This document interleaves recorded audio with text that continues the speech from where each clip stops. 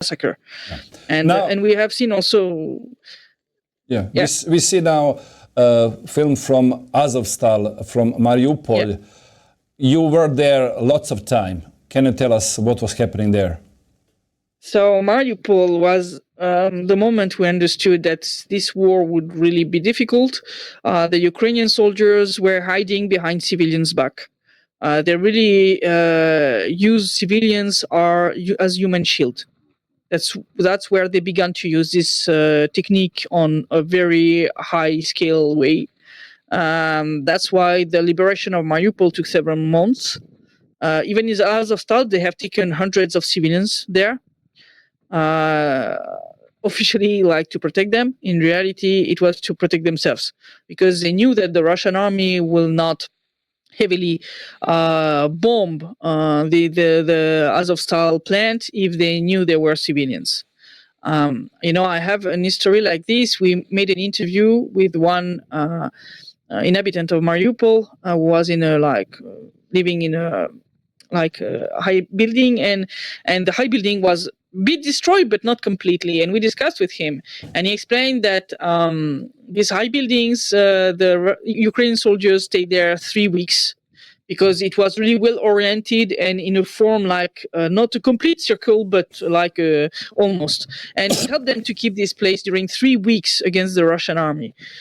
And when the Russians arrived, the people who were sitting in the basement asked them, but did you know that we were here? And the Russians said, yes, that's why we didn't raise the building to the ground. And that's why it took us 3 weeks to liberate you. Because we knew that you were in the basement, and we didn't want to kill you by accident, So they said, if you, the civilians, were not in the basement, we would have just called the airplanes, the warplanes, and we would have razed to the ground this building with the Ukrainian soldiers inside. And since then, Ukrainian army has used this technique, and everywhere in Mariupol, and we have heard stories which were really terrible. They prevented the civilians to evacuate. They have blocked the roads immediately when the town was surrounded. Even if Russia had given green corridors, they have killed people who tried to evacuate. We found 1 year after bodies of 2 civilians, a woman and a man, on one of the roads who were going out of Mariupol. And it's clear they were killed at the beginning of the battle because they still had very warm clothes, and it's visible that they were tied and that they were assassinated. So we had the confirmation of in 2022. So people would try to evacuate, even with children, even if it was written on the cars. Like they were writing GT, children, on the cars. They shot on these cars.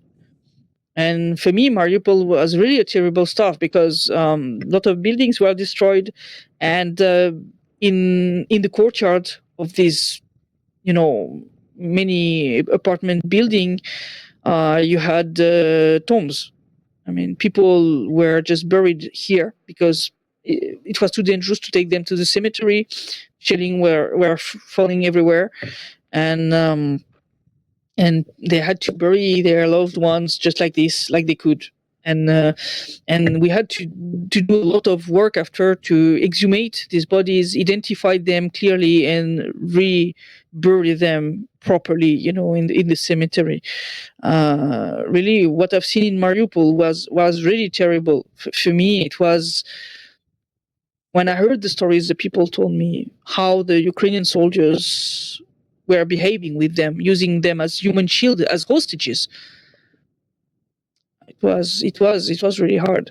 It was really hard. Yeah. Why is Mariupol was so important? They are port, but what was the strategic importance? So it's not only the port; it's also the industries, because Mariupol was also a big metallurgical, and is still a big metallurgical city. There are 2 big metallurgical plants. It's Azovstal and the Ilyicha plant. So Azovstal will not be relaunched. It's so much destroyed, and we are still in the process of demining it. So there are so much mines, traps, unexploded ammunition. It's not finished. I mean, we need, again, several years to work on this. The Ilitcha plant has already been relaunched little by little. But also the port. The port and all this important because first to receive and products by the sea. The second, it was also a big source of money for Kiev. People have to understand that before the Maidan, before 2014, the Donbass, just the Donbass. I don't speak even of the other regions, of the eastern and south part of Ukraine, but just Donbass was representing 15% of the GDP of Ukraine and 25% of its industrial potential. Mm-hmm. That means economic part of this industrial city like Mariupol.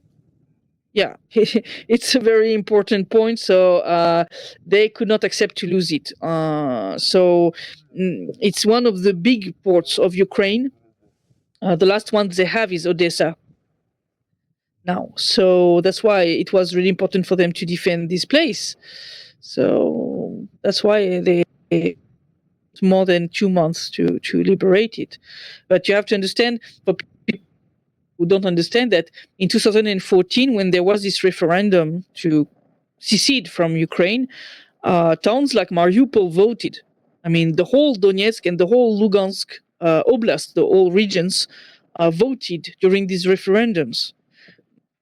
It's just after the beginning of what Ukraine called the anti-terrorist operation. That's how they call that. Some parts of these regions were taken under control back by Ukraine. And there were a permanent military presence in these regions, including Mariupol. Mariupol was one of the most fortified area of the Donbass before the special military operation. I mean, it was really crazy. Well, what happened after that battle? How war continued to develop and this special military operation? So when Russia decided to intervene, it intervened into a very fast way and had taken under control not only parts of Donbass, but also of the neighboring region, I mean, to make the junction with Crimea. So it has taken big part of the region of Zaporozhye and Kherson. Now, most of the Lugansk People's Republic has been liberated. Just few villages are still now under Ukrainian control. After the Battle of Mariupol, Russia has continued to liberate part of the south of the Donetsk People's Republic, and after began to work more on the north, like all these Artyomovsk, Avdiivka, and so on. And there were some moments where it had to go back, like end of 2022, because Russia really thought that it could force Ukraine to negotiate. And it worked at the beginning. There was these Istanbul agreements. But then the Western partners, let's say the Western patrons of Ukraine, came. They sent Boris Johnson, who said, no, don't sign any your weapons and you will fight back.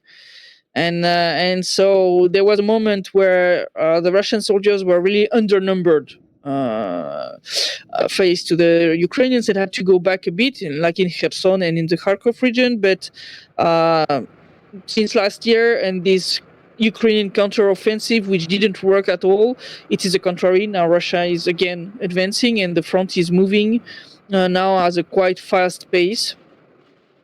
Now we see that like 70% of the Donetsk People's Republic is liberated. And I think when it's done, that it will be the turn of the Zaporozhye town, because it's still under Ukrainian control.